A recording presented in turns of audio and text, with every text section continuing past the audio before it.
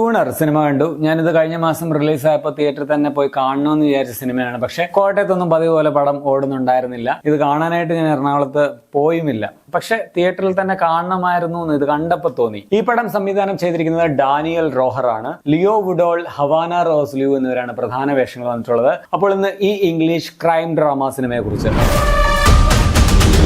അസാധ്യ ശ്രവണശേഷിയുള്ള ഒരു പിയാനോ ട്യൂണറിന്റെ കഥയാണിത്. ശരിക്കും പറഞ്ഞാൽ ഒരു മെഡിക്കൽ കണ്ടീഷനാണ് പുള്ളിക്കുള്ളത്. ഓവറായിട്ട് സൗണ്ട് ഒട്ടും പറ്റില്ല. അതേസമയം അത് വെച്ചിട്ട് പുള്ളി മറ്റു ചില കാര്യങ്ങളിൽ അതിവിദഗ്ധനുമാണ്. അയാളുടെ ലൈഫിൽ ഉണ്ടാകുന്ന ചില അപ്രതീക്ഷിത സംഭവങ്ങളൊക്കെയാണ് ഈ പടം പറയുന്നത്. പടം എനിക്ക് പേഴ്സണലി ഭയങ്കരമായിട്ട് ഇഷ്ടപ്പെട്ടു. പക്ഷേ ഇത് എല്ലാവർക്കും അതുപോലെ ഇഷ്ടമാകണമെന്നില്ല. എല്ലാവർക്കും വർക്കാകുന്ന ഒരു പടവുമല്ല. നോട്ട് എവരിവൺസ് കപ്പ് ഓഫ് ടീ എന്ന് പറയാം. പടം വളരെ സ്ലോ ആണ്. ഭയങ്കര ത്രില്ലിംഗ് സംഭവമൊന്നുമല്ല. പക്ഷെ അതിനൊരു ത്രില്ലർ സ്വഭാവം ഉണ്ട് താനും. അല്പം മ്യൂസിക്കിനോടൊക്കെ ഭ്രമമുള്ള ആൾക്കാർക്ക് കുറച്ച് കൂടുതലായിട്ട് പടം കണക്ട് ആവും തോന്നുന്നു. ഒരു ചെറിയ സോഫ്റ്റ് സൈഡ് വേണം ഇത് ആസ്വദിക്കാനായിട്ട്. വൻ സംഭവമൊന്നുമല്ല. പക്ഷേ ഈ സിനിമയ്ക്ക് അതിൻ്റെതായിട്ടുള്ള ഒരു ബ്യൂട്ടി ഉണ്ട്. ഇതിന്റെ സൗണ്ട് ഡിസൈൻ അപാര ക്രിയേറ്റീവ് ആയിട്ടാണ് ചെയ്തിരിക്കുന്നത്. അതുകൊണ്ടപ്പോഴാണ് എനിക്കിത് തിയേറ്റർ വാച്ച് മിസ്സായല്ലോ എന്നൊരു സങ്കടം തോന്നിയത്. ശബ്ദമിശ്രണത്തിന് വളരെയേറെ പ്രാധാന്യമുള്ള ഒരു കഥയാണ്. അവരത് നല്ല കിടുവായിട്ട് തന്നെ പണിയെടുത്ത് വെച്ചിട്ടുമുണ്ട്. അതുപോലെ പടം കൊണ്ട് നിർത്തിയതും എനിക്ക് ഭയങ്കരമായിട്ട് ഇഷ്ടപ്പെട്ടു. അതിമനോഹരമായിട്ടുള്ള ഒരു എൻഡിങ് ആയിട്ടാണ് എനിക്ക് ഫീൽ ചെയ്തത്. എല്ലാവർക്കും അങ്ങനെ തോന്നണമെന്നില്ല കേട്ടോ. എനിക്ക് പേഴ്സണലി തോന്നിയ കാര്യമാണ് പറഞ്ഞത്. പടം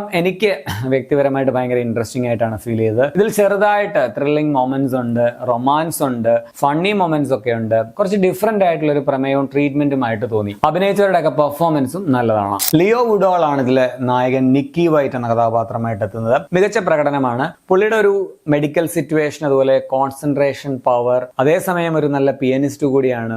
ക്യാരക്ടറിന്റെ ഈ എല്ലാ പ്രത്യേകതകളും, എല്ലാ സ്വഭാവ സവിശേഷതകളും ഏറ്റവും കൺവിൻസിംഗ് ആയിട്ട് തന്നെ ലിയോ അവതരിപ്പിച്ചിട്ടുണ്ട്.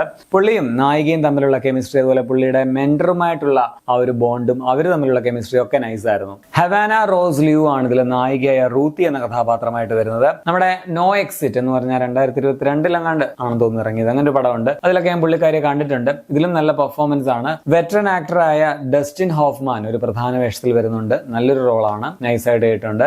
ബാക്കി കഥാപാത്രങ്ങളും അഭിനയിച്ചവരും ഒക്കെ നല്ലതാണ്. ടെക്നിക്കലി നല്ലൊരു സിനിമയാണ്. Camera, editing, colour tone, background score, sound എല്ലാം നല്ലതാണ്. പ്രത്യേകിച്ച് ഇതിന്റെ സൗണ്ട് ഡിസൈനും മ്യൂസിക് ഡിപ്പാർട്ട്മെന്റിനെയും എടുത്ത് തന്നെ പറയണം. ഇതിലെ നായക കഥാപാത്രത്തിന്റെ ആ ഒരു പ്രത്യേകത കൊണ്ട് പുള്ളി ഉപയോഗിക്കുന്ന ഡിവൈസ്, അതിനനുസരിച്ചുള്ള ശബ്ദ വ്യതിയാനം, ഇതൊക്കെ കിടുവായിട്ട് തന്നെ മിക്സ് ചെയ്തിട്ടുണ്ട്. നെഗറ്റീവ്സ് പറഞ്ഞാൽ ഭയങ്കര എൻഗേജിങ് ആൻഡ് ഫാസ്റ്റ് അല്ല പടം എന്നുള്ളതാണ് ഇതിന്റെ ഒരു മെയിൻ പോരായ്മ. പക്ഷേ ഈ കഥ അങ്ങനെയുള്ള ഒരു ട്രീറ്റ്മെന്റ് ആണ് ആവശ്യപ്പെടുന്നത്. എല്ലാവർക്കും ഇതിന്റെ പേസ് അതുകൊണ്ട് ഇഷ്ടമാകണമെന്നില്ല. എനിക്ക് പ്രശ്നമൊന്നും ഉണ്ടായിരുന്നില്ല. ഞാൻ ഇങ്ങനെയുള്ള സിനിമകളൊക്കെ കാണാറുള്ളതാണ്. പക്ഷേ ഫാസ്റ്റ് പേസിൽ ഭയങ്കര ആക്ഷനും അല്ലെങ്കിൽ ത്രില്ലിങ്ങും ഒക്കെ ആയിരിക്കണം സിനിമകളെന്ന് നിർബന്ധം ഉള്ളവർക്ക് പറ്റിയൊരു പടമല്ല. പിന്നെ കഥാപരമായിട്ട് നോക്കുകയാണെങ്കിൽ ഇതിലെ വില്ലന്മാർ കുറച്ചുകൂടി ഒന്ന് സ്ട്രോങ് ആകണമായിരുന്നു എന്ന് എനിക്ക് തോന്നി. അതുപോലെ തന്നെ ഇമോഷൻസും കുറച്ചുകൂടി സ്ട്രോങ് ആക്കാൻ പറ്റുമായിരുന്നു എന്നും തോന്നി. മൊത്തത്തിൽ ഒരു ഡീസന്റ് ആൻഡ് വെറൈറ്റി ആയിട്ടുള്ള ക്രൈം ഡ്രാമയാണ് ട്യൂണർ. എനിക്ക് വർക്കായ പടമാണ്. പക്ഷെ എല്ലാവർക്കും അങ്ങനെ ആകണമെന്നില്ല. വൻ സംഭവമൊന്നുമല്ല, അങ്ങനെ ഞാൻ പറയുന്നുമില്ല. മിക്ക ആൾക്കാർക്കും ബോർ അടിക്കുന്നു എന്ന് തോന്നിയിട്ട് തുടക്കത്തിൽ തന്നെ നിർത്താനുള്ള ഒരു സാധ്യത ഉണ്ട്.